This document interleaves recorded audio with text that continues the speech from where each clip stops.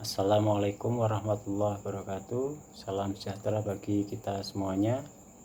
Saya Joko Budiarto, mahasiswa Fakultas Hukum kelas sore Universitas Widya Mataram, Yogyakarta. Untuk kali ini kami akan mempresentasikan tugas yang diberikan oleh dosen pengampu Bapak Roni Sulistianto Luhukai, Sarjana Hukum, Magister Hukum, dengan mata kuliah Hukum Lingkungan. Untuk kali ini kami akan mengambil tema yaitu problematika undang-undang sektoral dalam kebijakan AMDAL bagi lingkungan. Sebagai kata pengantar, kami sampaikan yaitu cita-cita nasional Indonesia yang dirumuskan dalam pembukaan Undang-Undang Dasar 1945. Tujuan bangsa Indonesia bernegara adalah dalam rangka melindungi segenap bangsa Indonesia dan seluruh tumpah darah Indonesia, kemudian untuk memajukan kesejahteraan umum, mencerdaskan kehidupan bangsa, dan ikut melaksanakan ketertiban dunia, perdamaian abadi, dan keadilan sosial seperti yang tercantum dalam pembukaan Undang-Undang Dasar 1945 di alinea keempat.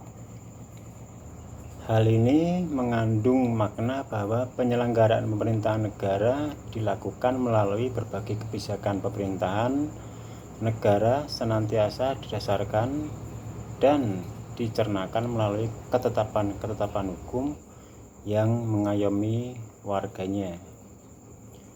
Hak atas lingkungan yang sehat dan bersih merupakan salah satu hak dasar yang dilindungi oleh konstitusi. Dalam Undang-Undang Dasar Republik Indonesia tahun 1945, pasal 28H ayat 1, yaitu hak atas lingkungan sehat dan perlindungan warga negara. Lingkungan sehat adalah kunci dasar dalam bernegara dan merupakan hak asasi dari warga negara. Kemudian di pasal 33, yaitu bumi, air, dan kekayaan yang terkandung di dalamnya dikuasai oleh negara dan dipergunakan sebesar-besarnya untuk kemakmuran rakyat. Jelas dalam ketentuan konstitusi tertulis bahwa bumi dan air serta segala sesuatu yang terkandung di dalamnya dipergunakan untuk kesejahteraan rakyat. Kemudian masuk ke pembahasan, kami sampaikan secara AMDAL ataupun analisis mengenai dampak lingkungan adalah hasil studi dampak suatu kegiatan yang direncanakan terhadap lingkungan hidup yang diperlukan bagi proses pengambilan keputusan analis mengenai dampak lingkungan adalah kajian mengenai dampak besar dan penting suatu usaha dan atau kegiatan yang direncanakan pada lingkungan yang diperlukan bagi proses pengambilan keputusan tentang penyelenggaraan usaha dan atau kegiatan usaha di Indonesia. AMDAL ini dibuat saat perencanaan proyek yang diperkirakan akan memberikan pengaruh terhadap lingkungan hidup di sekitarnya, seperti yang tercantum dalam dasar hukum AMDAL di Indonesia adalah Peraturan Pemerintah Nomor 27 Tahun 2012 tentang izin lingkungan, yang merupakan pengganti Peraturan Pemerintah Nomor 27 Tahun 1999 tentang AMDAL. Sejarah AMDAL di Indonesia mengadopsi yaitu The National Environmental Policy Act of atau NEPA yang diperkenalkan sebagai instrumen untuk mengendalikan dampak segala macam kegiatan yang bisa merusak lingkungan. Dalam perkembangan selanjutnya, peraturan ini diadopsi oleh banyak negara. Kemudian menurut Peraturan Pemerintah Nomor 27 Tahun 1999 yang menyebutkan bahwa AMDAL bentuk kajian atau berbagai dampak besar dan sangat penting untuk pengambilan keputusan terhadap suatu usaha atau kegiatan bisnis yang akan direncanakan pada lingkungan hidup.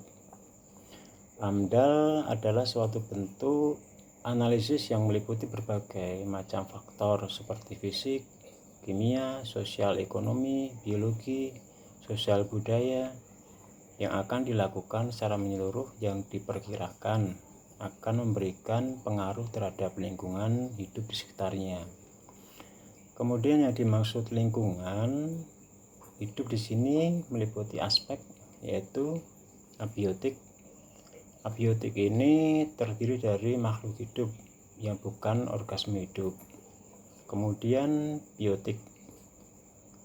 Biotik terdiri dari mikroorganisme sampai dengan tumbuhan, hewan dan manusia.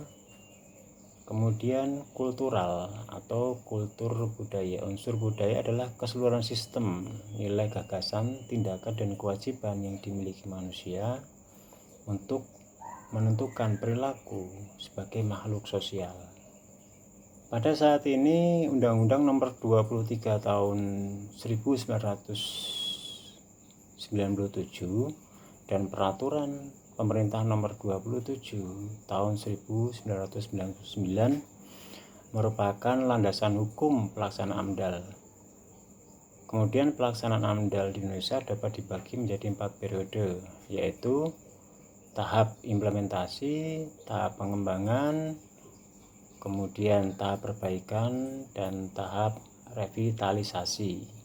Masuk ke dasar konstitusional, hingga saat ini sudah terdapat 3 peraturan pemerintah yang mengatur berkenaan dengan AMDAL dan berupa penyempurnaan dari peraturan sebelumnya, yaitu Peraturan Pemerintah Nomor 29 Tahun 1986, kemudian Peraturan Pemerintah Nomor 51 Tahun 1993. Selanjutnya Peraturan Pemerintah Nomor 27 Tahun 1997. Isi dari peraturan ini akan dikupas pada modul selanjutnya yang menjelaskan tentang kerangka kerja dan sistem AMDAL.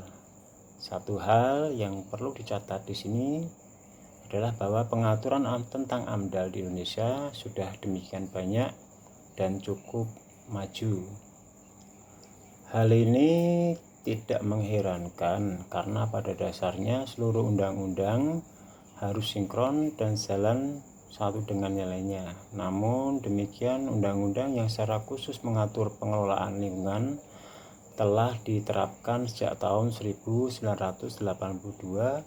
yang kemudian disempurnakan pada tahun 1997, yaitu Undang-Undang Nomor 4 Tahun 1982 tentang ketentuan pokok-pokok pengelolaan lingkungan hidup sebenarnya telah menempatkan aturan sebagai dasar bagi aturan pengelolaan lingkungan. Kemudian yang kedua, Undang-Undang Nomor 23 Tahun 1997. Lanjut, Undang-Undang Nomor 32 Tahun 2009 tentang perlindungan pengelolaan lingkungan hidup. Yang terbaru adalah Undang-Undang Nomor 11 Tahun 2020 tentang Cipta Kerja. Pasca disahkannya Peraturan Pemerintah Nomor 22 Tahun 2021 tentang penyelenggaraan perlindungan dan pengelolaan lingkungan hidup, mencabut peraturan pemerintah tentang lingkungan hidup antara lain Peraturan Pemerintah Nomor 101 Tahun 2014, kemudian Peraturan Pemerintah Nomor 27 Tahun 2012, kemudian Peraturan Pemerintah Nomor 82 Tahun 2001, Peraturan Pemerintah Nomor 41 Tahun 1999, Peraturan Pemerintah Nomor 27 Tahun 1999 tentang analisis dampak lingkungan. Kemudian Peraturan Pemerintah Nomor 51 Tahun 1993 sama tentang analisis mengenai dampak lingkungan.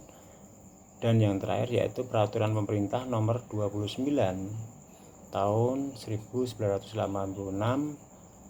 tentang analisis dampak lingkungan. terdapat dua jenis izin usaha, yakni pertama usaha di kawasan hutan sesuai dengan peraturan Menteri Negara Lingkungan Hidup nomor 14 tahun 2012 yang telah memiliki rencana kelola hutan sesuai dengan peraturan Menteri Negara Lingkungan Hidup Republik Indonesia nomor 15 tahun 2012 dan dokumen kajian lingkungan hidup strategis atau KLHS. Kedua adalah kegiatan atau program pemerintah yang memiliki rencana induk yang juga dilengkapi dokumen KLHS. Landasan utama pelaksanaan AMDAL terdapat pada Undang-Undang Nomor 4 Tahun 1982 dan Nomor 23 Tahun 1997 di Pasal 15 Undang-Undang Nomor 23 Tahun 1997 menyatakan bahwa 1. Setiap rencana usaha dan atau kegiatan yang kemungkinan dapat menimbulkan dampak besar dan penting terhadap lingkungan hidup wajib memiliki analisis mengenai dampak lingkungan. Kemudian yang kedua, ketentuan tentang rencana usaha atau kegiatan yang menimbulkan dampak besar dan penting terhadap lingkungan sebagaimana dimaksud pasal 23 tahun 1997 ayat 1 tata cara penyusunan dan penilaian analisis mengenai dampak lingkungan. Kemudian masuk ke kebijakan pemerintah sebagai penyelenggara kebijakan terhadap perlindungan lingkungan. Dalam Undang-Undang Nomor 23 Tahun 1997 tentang pengelolaan lingkungan hidup sebelum dikeluarkannya Undang-Undang Nomor 32 Tahun 2009 tentang perlindungan dan pengelolaan lingkungan hidup hanya mencantumkan AMDAL adalah kajian mengenai dampak besar suatu usaha yang direncanakan pada suatu lingkungan.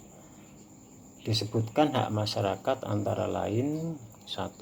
Setiap orang punya hak yang sama atas lingkungan hidup yang baik dan sehat. Kedua, setiap orang mempunyai hak atas informasi lingkungan hidup yang berkaitan dengan peran dalam pengelolaan lingkungan hidup. Yang ketiga, setiap orang mempunyai hak untuk berperan dalam rangka pengelolaan lingkungan hidup sesuai dengan peraturan perundangan yang berlaku. Hal ini terdapat dalam pasal 6 ayat 1 dalam Undang-Undang Nomor 23 Tahun 1997 tentang analisis mengenai dampak lingkungan hidup. Kemudian sebagaimana yang dimaksud dalam pasal 3 ayat 2 tidak perlu dibuat lagi rencana usaha dan atau kegiatan untuk menanggulangi suatu keadaan darurat. Hal yang sangat penting pada Undang-Undang Nomor 32 Tahun 2009 tentang perlindungan dan pengelolaan lingkungan hidup disebutkan bahwa AMDAL adalah kajian mengenai dampak penting suatu usaha atau kegiatan yang direncanakan. Dalam pasal-pasal penting yang sebelumnya tidak termuat dalam Undang-Undang Nomor 23 Tahun 1997 maupun peraturan pemerintah Nomor 27 Tahun 1999 memberikan implikasi yang besar bagi para pelaku AMDAL termasuk pejabat pemberi izin. Hal-hal penting yang terkait dengan AMDAL yang termuat dalam Undang-Undang Nomor 32 Tahun 2009 antara lain 1. AMDAL dan UKL atau OPL merupakan salah satu instrumen pencegahan pencemaran dan atau kerusakan lingkungan hidup. Kemudian yang kedua, penyusunan dokumen AMDAL wajib memiliki sertifikasi kompetensi penyusunan dokumen AMDAL. Yang ketiga, Komisi Penilai AMDAL, pusat, provinsi maupun kabupaten atau kota wajib memiliki lisensi AMDAL. Yang keempat, AMDAL dan UKL atau OPL merupakan persyaratan untuk penerbitan izin lingkungan. Kemudian yang terakhir, izin lingkungan ditertibkan oleh Menteri, Gubernur, Bupati atau Wali Kota sesuai dengan kewenangannya. Poin penting selain kelima hal tersebut di atas yang kami sampaikan ada pengaturan yang tegas dan diamanatkan dalam Undang-Undang Nomor 32 Tahun 2009, yaitu dikenakannya sanksi pidana dan perdata terkait pelanggaran bidang AMDAL. Pasal-pasal yang mengatur tentang sanksi-sanksi tersebut yaitu yang pertama, sanksi terhadap orang melakukan usaha atau kegiatan tanpa memiliki izin lingkungan. Yang kedua, sanksi terhadap orang yang menyusun dokumen AMDAL tanpa memiliki sertifikat kompetisi. Yang ketiga, sanksi terhadap pejabat yang memberikan izin lingkungan tanpa dilengkapi dengan dokumen AMDAL atau UKL UPL.